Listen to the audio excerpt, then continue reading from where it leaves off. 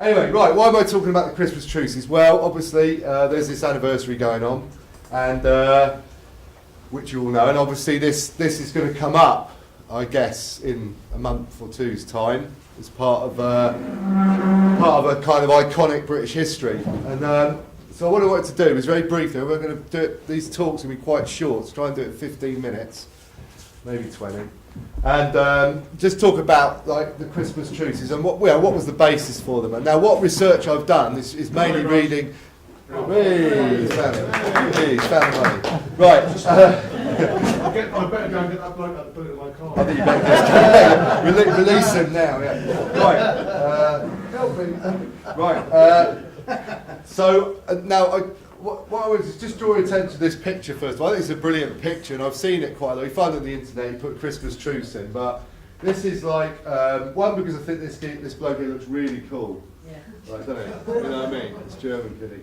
But what it is like London Brigade riflemen fraternising with men of the 104th and 106th German Army regiments on, I believe, on Christmas Day, December 1914. And I think it's an interesting picture because obviously although there were photographs, and you can find photographs of this iconic fraternisation, there's not loads of them. And but it's great there are some, because if you're trying to look for photographs about mutiny, you're going to be struggling, I can tell you that. And there were plenty of mutinies in the First World War. But what there is here is some photographic evidence, and the photographic evidence is part of the story, it's part of the reason we know the story.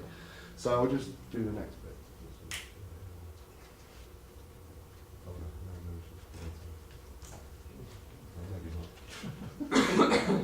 Maybe it's not going to be that easy. So, okay, I want to talk about collective memory a little bit to begin with, because obviously we know about this story, and these are my perceptions as growing up and what I knew about the Christmas Truce of 1914. So, first of all, I was told, I guess it was probably by my mother or my dad, it was also in the school assembly, that on Christmas Eve, on the Western Front,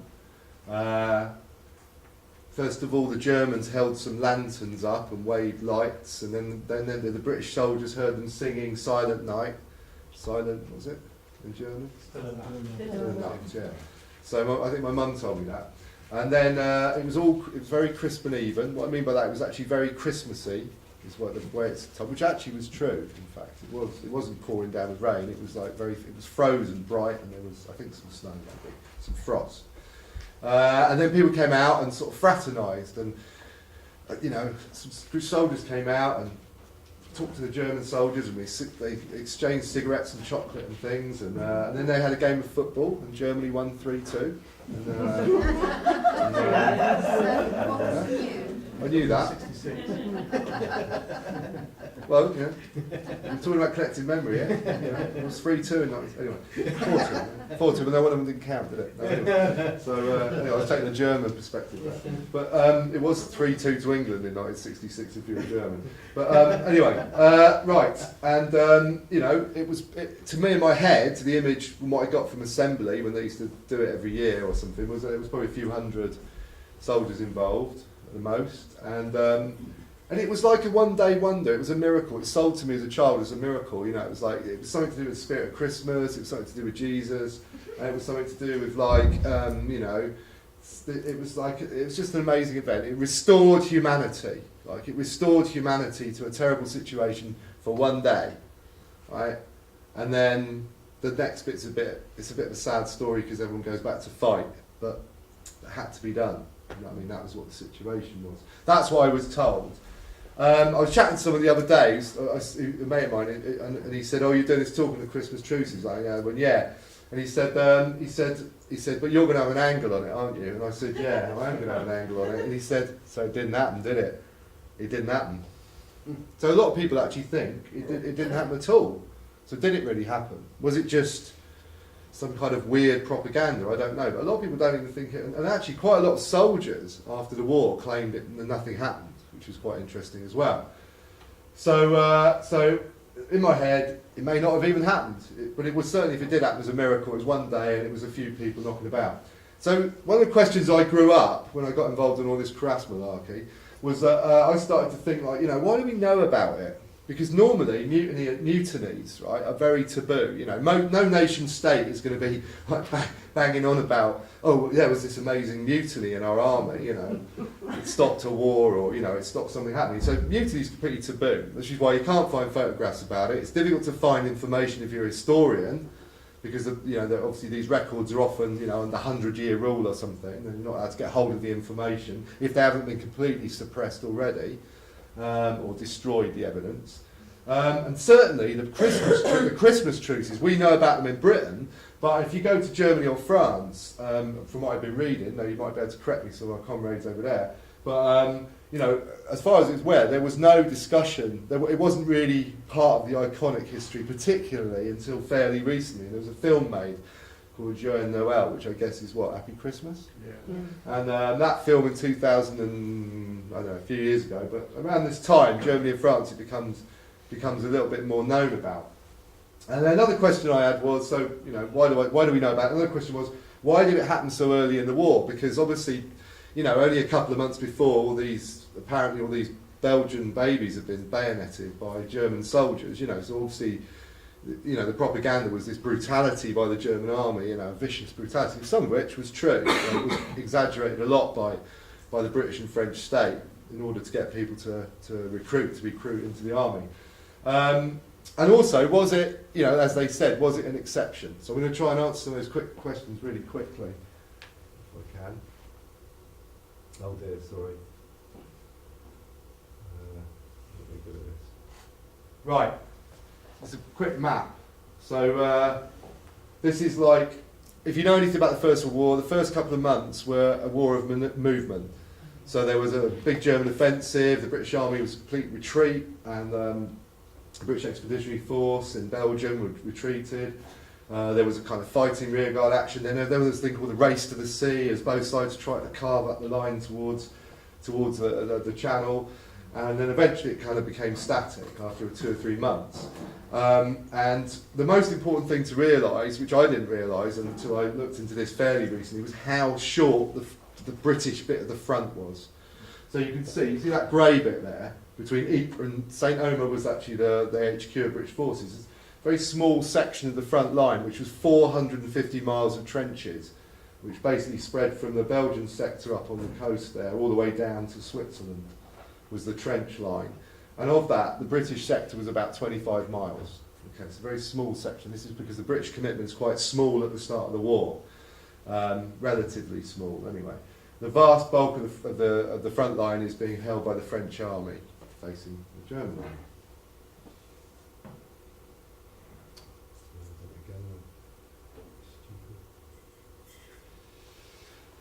So what happened? What actually happened?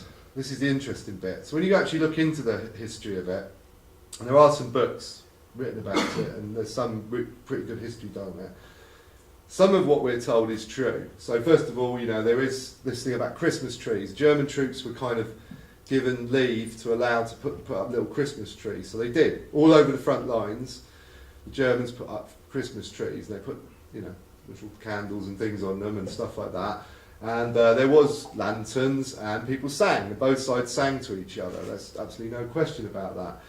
But there was also, through that process, and you know, I'm not going to say it happened on Christmas Day, because actually it happened before Christmas Day in some areas, but we certainly know that 2 days before Christmas Day, on the 23rd, is where the first signs of some kind of unofficial truce appear. But you know, so a lot of the story is true, and the content of it was that people did suspend. When we say suspending hostilities, that meant that people weren't going to snipe at each other if you put your head over the trench, or, you know, fire some rifle grenades at you or something like that. So there was suspension of, you know, of direct hostilities between the two sides, and that did have an effect on artillery and other things as well. And then people basically came out of the trenches, across the icy, frosty ground, and met up, and they did do these things. They exchanged luxuries and, you know, fags and cigarettes that had been sent, cigarettes and chocolate and other things like that, exchanged, and people started to talk. Now, some German soldiers could speak English, because a large number of them had been waiters in London. There was a particular group of German workers who had been waiters in London, who could speak English very well. So there was communication. Some British soldiers could speak German. They were a minority, though.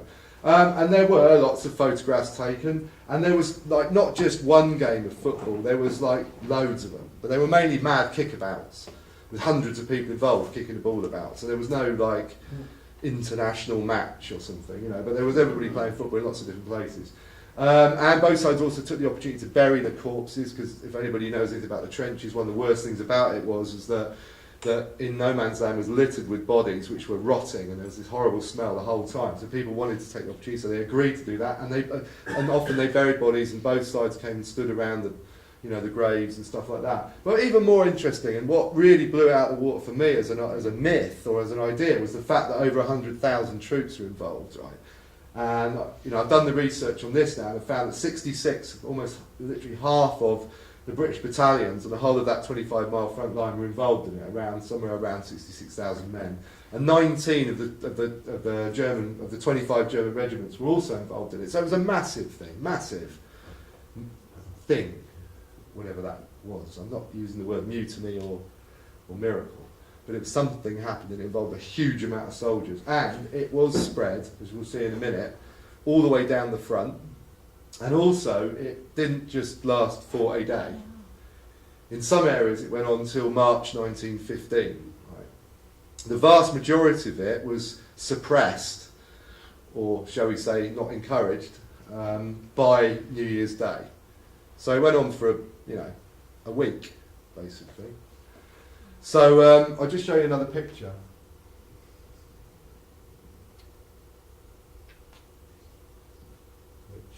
Give you an idea if you can see it. So what this is that 25-mile stretch of British front from sort of Ypres to it's called Neuve-Chapelle, and the red bit, so that's the section of the front. That red bit, the red bits are where fraternisation occurred, and truces and no hostility. So it was most of the front line involved. You know, most of the front line units were directly involved in it, and it lasted for a long time. Some areas.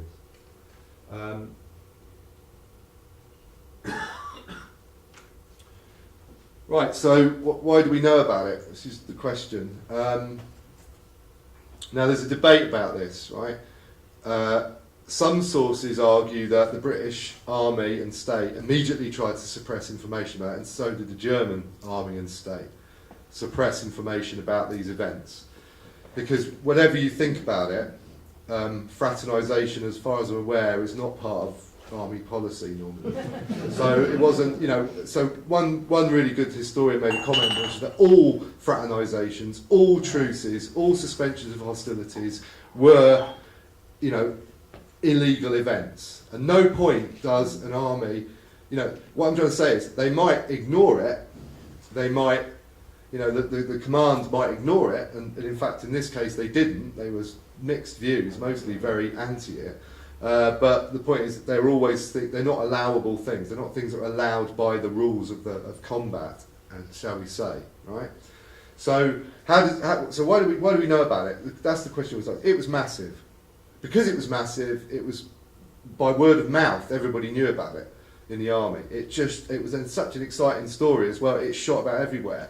So it was, although the British state or the British Army did have some attempt to try and, you know, stop the information getting out, they had very little, you know, ability to do that. They had a real problem. They tried, and I think there was an attempt to denotice some newspapers, but they basically couldn't do it. And actually what happened was that photographs came out, and the photographs came out in the US in the first few days of January 1915. Once they hit the press in the US, then it was very difficult, you know, when there's really photographs of people fraternising. You can see one here, which I think was originally published in the US, ends up on the Daily Mirror. And, you know, it's very hard to deny something happened. But the scale of it, I think, was never popularised. So one way you can deal with information when it comes out is to belittle it, to fragment it, to make it an exception, a miracle, something odd, something out of the ordinary, and not a mass event. So that's something that's very important when we talk about the Christmas truce, when we leave this room, to all the people we know, our friends and relatives, is that we make it clear that it was a mass event. It wasn't just a couple of hundred soldiers, it was 100,000 soldiers. You know, and if people say, oh, you know, just go and have a look it up. So we've gone from, did it happen at all the way through to being a mass event. Very important to get that across to people. Right.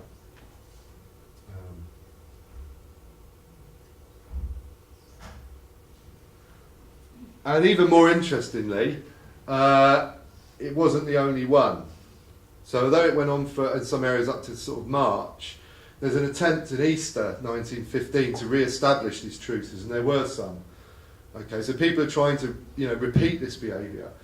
And in November, in a place called Saint Aloy, there was another truce that occurred. And then in Christmas 1915, despite the repression that was unleashed by the military commands on both sides, there was a moment of where these truces were repeated. So it happened again, not on the same scale. Right? And I'll tell you what I'm going to do. I'm just going to grab a book, which I hope I can find, because it's one, and I'll just read you something, because I think there's one amazing bit.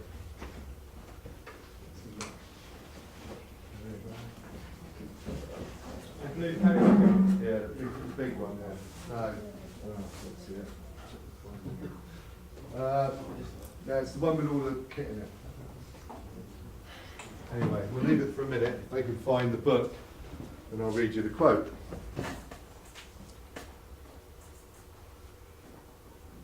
It's a big black sports bag. A black sports bag? Yeah.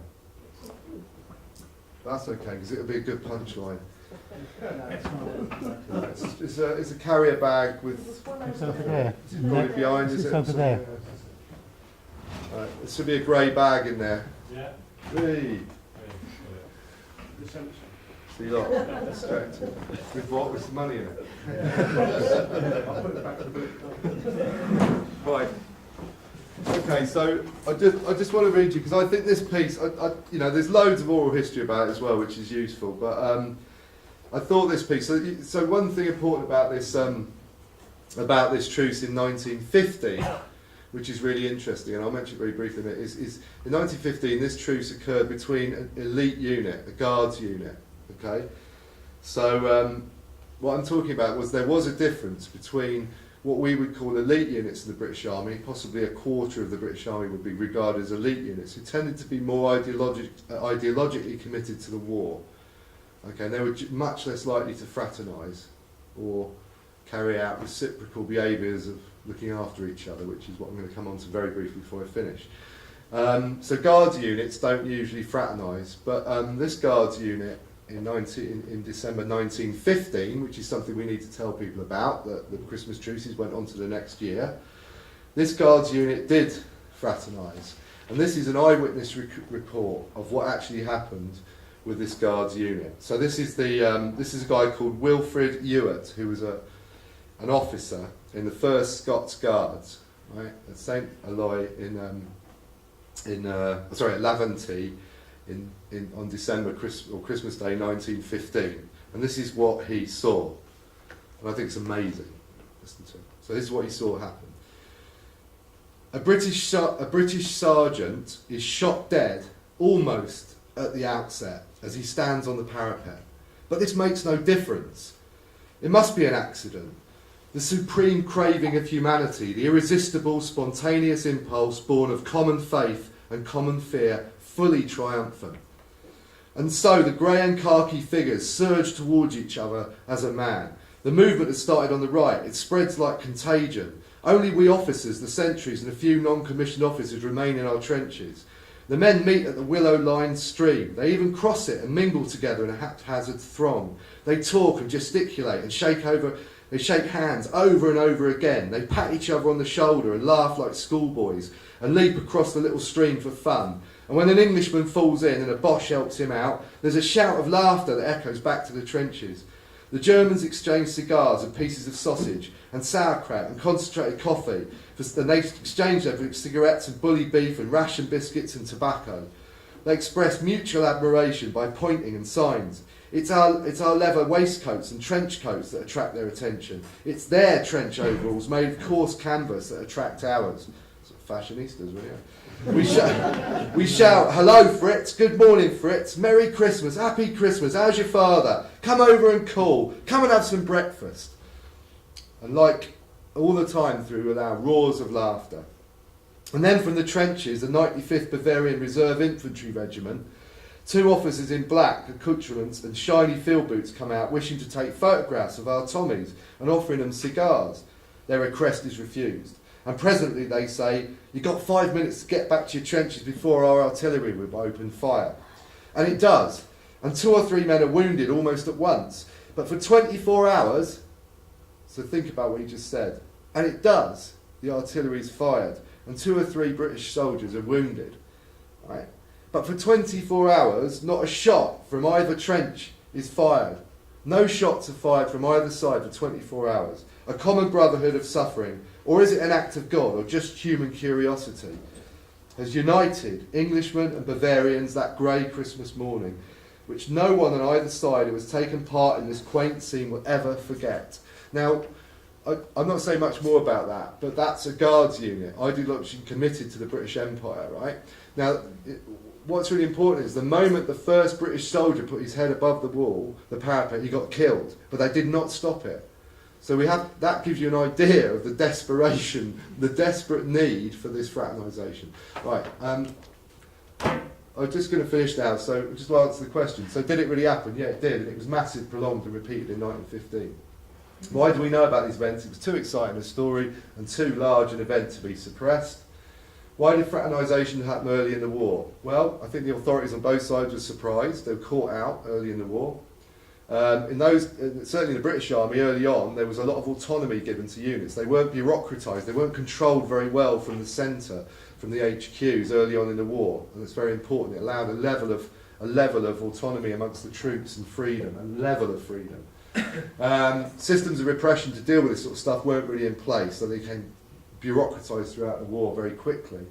And this is a period, although there's been this brutality and propaganda, it's not, the idea of, there was a lot of tactics brought in by the military leadership to try and stop fraternisation. One of them was trench raids, trying to get people to hand-to-hand fight outside of major offensives. And also we hadn't had the butchery of the major offensives, certainly in 1916 at that point. So I think there's some reasons why it was able to happen, to be explicit the way it was. And lastly, was it an exception? Well, I think the biggest problem with understanding the Christmas Truces is to think of them as some kind of event or kind of behaviour on their own. And they certainly weren't. I mean, I've been doing an awful lot of work, as people know, probably been bored to death about, by this thing called Live and Let Live, which was tacit cooperation that went on throughout the whole war between trench lines, and to different degrees and under different conditions. And to me, the Christmas Truces were really just an explicit form of that behaviour. You were able to do it early in the war. They weren't able to do it later in the war. They used different kinds of tactics in order to reciprocally save themselves from combat. And I'm not going to say any more than that, shall I?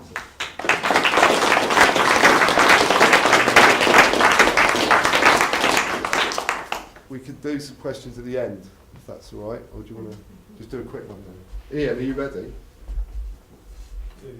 Speak. Yeah. Yeah. All right. I'll do a quick one. What's that? It was sort of 2 questions really. The first was, do you know anything about whether this went on in the French sector as well?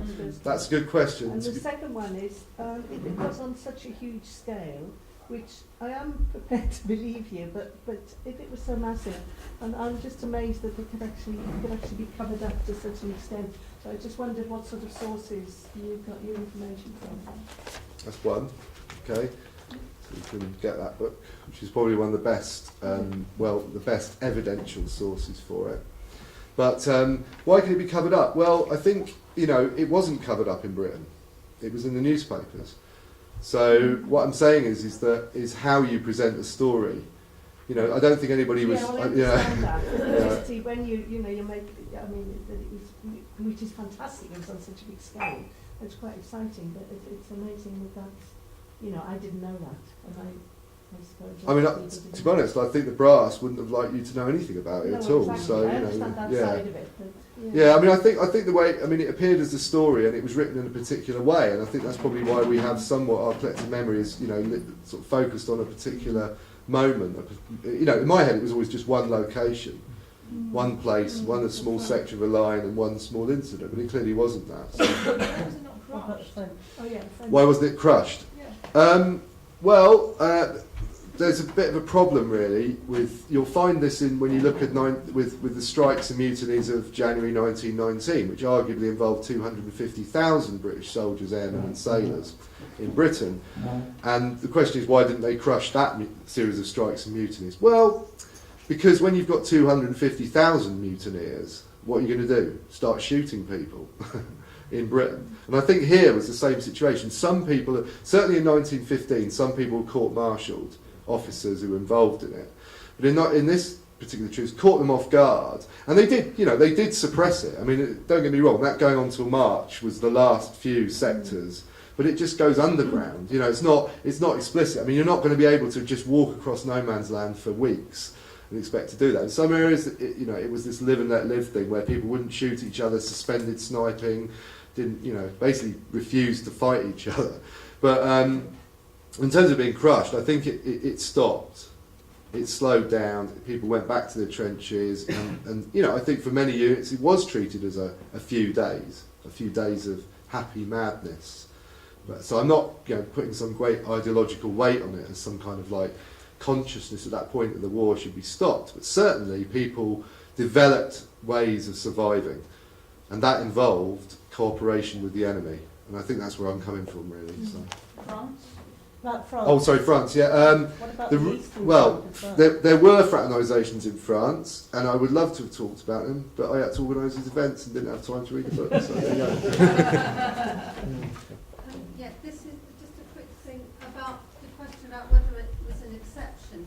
I mean, there's a very famous print of the Franco-Prussian War in 1870, where the Jewish soldiers from both sides are actually celebrating the Day of Atonement together. And I mean, I just think that's kind of really interesting. Again, it's a different thing, but it's kind of related, is that sometimes, people just kind of come together because, I don't know anything more about it than this print that I've seen. Yeah, I mean, this. To be honest, this wasn't exceptional as an event within the British sector. Neither is the idea of fraternisation of this form an exceptional event for the First World War. Clearly not, it wasn't.